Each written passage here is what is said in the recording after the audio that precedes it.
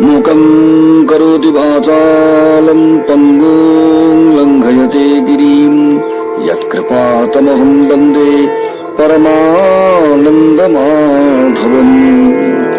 यं ब्रह्मा वरुणेन्द्ररुद्रमरुतः स्तुवन्ति दिव्यैस्तवैर्वेदैः साङ्गपदक्रमोपनिषदैः गायन्ति यं सावगाः ध्यानावस्थिततद्गतेन मनसा पश्यन्ति यं योगिनो यस्यान्तं न विदुः सुरासुरगणा देवाय तस्मै नमः।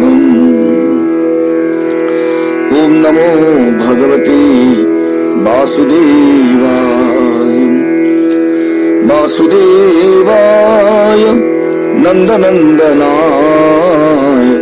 ॐ नमो भगवते वासुदेवाय। अथ श्रीमद्भगवद्गीता सांख्य योग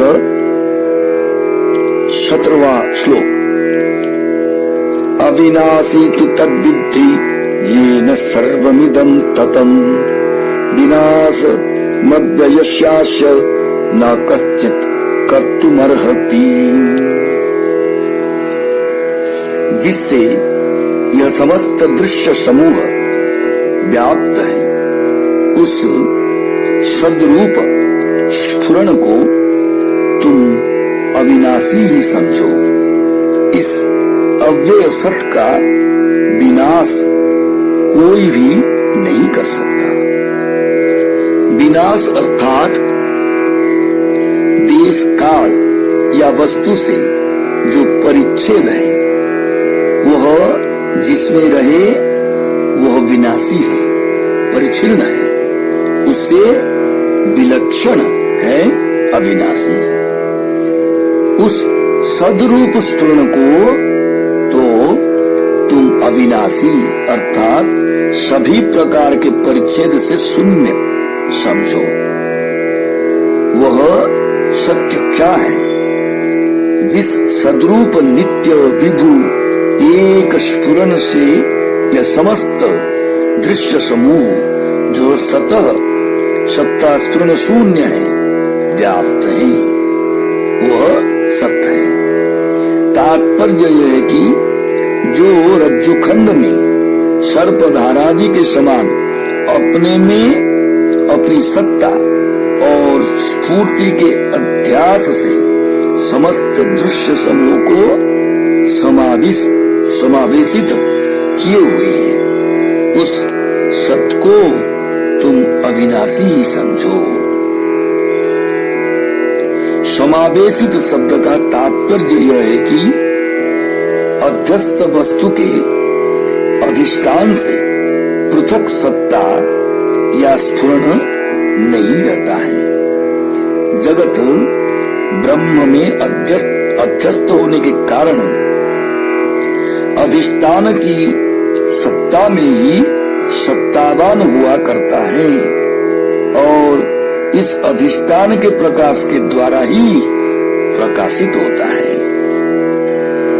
ब्रह्म के स्वरूप को नहीं जानने के कारण ही भ्रांतिवश जगत ब्रह्म में आरोपित होता है। अतः असत जगत रूप दृश्य समूह सत्य ब्रह्म में ही आरोपित रहता है, क्योंकि पारमार्थिक दृष्टि से जगत ब्रह्म के अतिरिक्त कुछ भी नहीं है। क्यों? क्योंकि इस अव्यय का अर्थात अपरिच्छिन्न अपरोक्ष सर्वानुस्यूत स्फुरण रूप सत्य का कोई भी आश्रय विषय या इंद्रिय सन्निकर्षादि रूप हेतु विनाश अर्थात परिच्छेद नहीं कर सकता। ऐसा करने में समर्थ नहीं हो सकता, क्योंकि कल्पित वस्तु अकल्पित वस्तु का परिच्छेद नहीं हो सकती। अकल्पित वस्तु में कल्पित वस्तु का आरोप तो अभिष्ट ही है। अहम घटम जानामि, मैं घट को जानता हूँ। इस वाक्य में अहंकार ज्ञान की आश्रयता से और घट विषयता से भासित है। उत्पत्ति विनाशवती कोई अहंकार वृत्ति अर्थात अहम इत्याकारक अंतःकरण की उत्पत्ति विनाशवती वृत्ति विशेष तो सर्वत्र फैले हुए सद्रूप स्फुरण की व्यंजकता से भासित रहती है, क्योंकि नैयायिक भी आत्मा और मन के संजोग को ज्ञान का हेतु मानते हैं। उस अंतःकरण वृत्ति के उत्पत्ति और विनाश से ही उससे उपहित स्फुरण रूप सत्य में उत्पत्ति और विनाश की प्रतीति उपपन्न होती है। अतः उस एकमात्र स्फुरण में स्वतः उत्पत्ति और विनाश की कल्पना का प्रसंग नहीं हो सकता। जैसे ध्वनि के अवच्छेद से शब्द और घटादि के अवच्छेद से आकाश के उत्पत्ति और विनाश की कल्पना नहीं हो सकती। अहंकार तो सत्य में अध्यस्त होने पर भी उस सत्य की आश्रयता से ही भाषित होता है, क्योंकि उसकी वृत्ति का सत्य के साथ तादात्म्याध्यास होता है। सुषुप्ति अवस्था में अहंकार का अभाव रहने पर भी उसकी वासना से भाषित अर्थात उसकी वासना से युक्त अज्ञान का भाषक चैतन्य स्वतः स्फुरित होता रहता है। अन्यथा सुषुप्ति से उठे हुए पुरुष को इतने समय तक मुझे कुछ भी ज्ञान नहीं रहा ऐसा स्मरण नहीं होगा। सुषुप्ति से उठे हुए पुरुष का ज्ञानाभाव अनुमिति ही है, यह कहना भी ठीक नहीं है, क्योंकि उस समय सुषुप्ति काल रूप पक्ष का अज्ञान रहता है। उसका साधक कोई हेतु भी नहीं रहता, क्योंकि अस्मरणादि उसका हेतु भी व्यभिचारी है, और यह अस्मरणादि स्मरण की उत्पत्ति न करने वाले निर्विकल्पक ज्ञान आदि के अभाव को सिद्ध नहीं कर सकता। इसके अतिरिक्त ज्ञान की सामग्री का अभाव रूप हेतु भी अन्योन्याश्रय दोष से ग्रस्त है।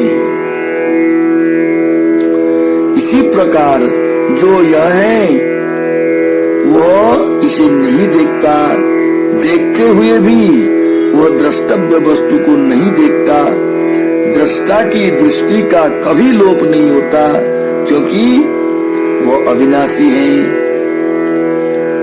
ये बृहदारण्यक श्रुति भी बताते हैं।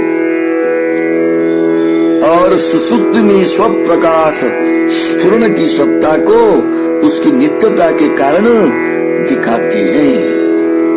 इसी प्रकार घटादि विषय भी घटाद ज्ञानावस्था भाषक अर्थात घटादि के अज्ञान की अवस्था के आभासक स्फुरण में कल्पित हैं, क्योंकि जो घटादि पूर्व में अज्ञात था वही अब मुझे ज्ञात हुआ है, ऐसी प्रत्यभिज्ञा होती है।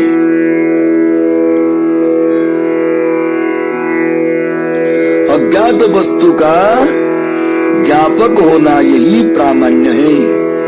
यह सभी शास्त्रकारों का सिद्धांत है।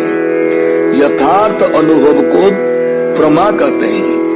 ऐसा प्रमा का लक्षण करने वाली नैयायिकों ने भी लक्षण में प्रयुक्त अनुभव पद से ज्ञात वस्तु की ज्ञापिका स्मृति की व्यावृत्ति करके अज्ञात ज्ञापकत्व स्मृति व्यावृत ज्ञान में प्रामाण्य है ऐसा ही स्वीकार किया है। घटादि का अज्ञातत्व चक्षु आदि से परिच्छिन्न नहीं हो सकता, क्योंकि इसमें उनका सामर्थ्य नहीं है। और यदि उसमें उनका सामर्थ्य मान भी लिया जाए तो घटादि का ज्ञान होने के उत्तर क्षण में उनके अज्ञान की अनुवृत्ति का प्रसंग उपस्थित हो जाएगा। यदि कहे कि इदानीं एव ज्ञातत्वम्, वर्तमान ज्ञातत्व रूप हेतु तो प्राक ज्ञातत्व होने पर ही है, अर्थात पूर्व में अज्ञात होने पर ही है। तो इदानीं ज्ञातत्व रूप हेतु प्राक ज्ञातत्व के समान होने के कारण असिद्ध हेतु ही है। इसके अतिरिक्त घटादि की अज्ञातावस्था के ज्ञान के बिना घटादि के ज्ञान के प्रति घटादि की कारणता भी ग्रहण नहीं की जा सकती, क्योंकि ऐसी स्थिति में उसकी पूर्व विद्यमानता का भी ग्रहण नहीं होगा।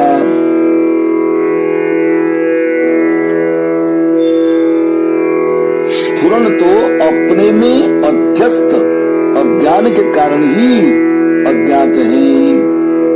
यह भगवान श्री कृष्ण अज्ञान से ज्ञान आवृत्त है, उसी से जीव मोह को प्राप्त होता है आदि 5वां अध्याय में स्वयं ही कहेंगे। इससे स्फुरण की विभूता भी सिद्ध होती है। इसी प्रकार ब्रह्म महद्भूत अनंत अपार और विज्ञान घन ही है। ब्रह्म सत्य ज्ञान स्वरूप और अनंत है इत्यादि श्रुतियों भी ज्ञान के महत्व और अनंतत्व को दिखाती है।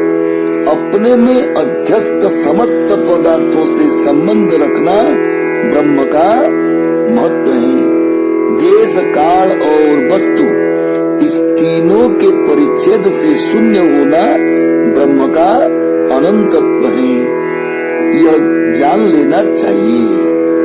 इससे शून्यवाद भी निरस्त हुआ, क्योंकि अधिष्ठान के बिना कोई भ्रम नहीं हो सकता और वस्तु का निरवधि बाद होना असंभव है। इसी प्रकार पुरुष के परे कुछ नहीं है, वही सीमा है और वही परागति है।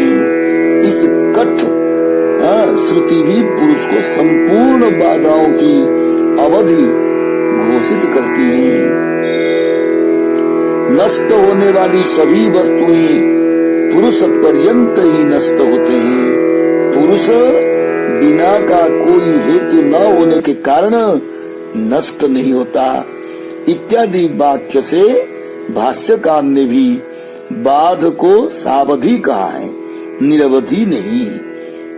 इससे क्षणिक बाद भी निरस्त हुआ, क्योंकि प्रत्यभिज्ञा अबाधित अर्थात प्रत्यक्ष होती है और अन्य के द्वारा इष्ट पदार्थ का किसी अन्य के द्वारा स्मरण नहीं हो सकता। अतः एक सर्वानुस्यूत अर्थात सर्वत्रानुभूत स्वयं प्रकाशात्मक स्फुरण रूप सत देश काल और वस्तु सभी प्रकार के परिच्छेद से शून्य होने के कारण सत का अभाव नहीं होता, यह कथन उपपर्ण है। तात्पर्य यह है कि जिस मैंने बाल्यावस्था में माता पिता का अनुभव किया, वही मैं वृद्धावस्था में पौत्रों का अनुभव करता हूँ। यह बाल्यावस्था और वृद्धावस्था में एक ही स्थिर आत्मा है। इसका साधक अबाधित प्रत्यभिज्ञानात्मक ज्ञान है। यहाँ क्षणिक आत्मा स्वीकार करने पर तो यह प्रत्यभिज्ञान नहीं हो पाएगी, क्योंकि आत्मा के क्षणिक होने से अनंत आत्माओं की कल्पना करनी होगी और जिस समय प्रत्यभिज्ञान होगा उस समय वह पूर्व का आत्मा तो नष्ट हो जाने के कारण रहेगा नहीं, और पूर्व के आत्मा के न होने से प्रत्यभिज्ञान होने की अनुपपत्ति होगी। इसके अतिरिक्त अन्यानुभूत पदार्थ का स्मरण भी अन्य को नहीं होता, यह भी एक बात है। क्षणिक आत्मा होने पर तो उक्त स्मरण नहीं हो सकेगा, इसीलिए क्षणिकवाद अयुक्त है।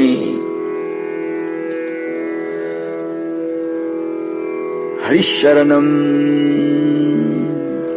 श्री कृष्ण गोविंद हरे मुरारी, हे नाथ नारायण वासुदेव, कृष्णं वंदे जगद्गुरु।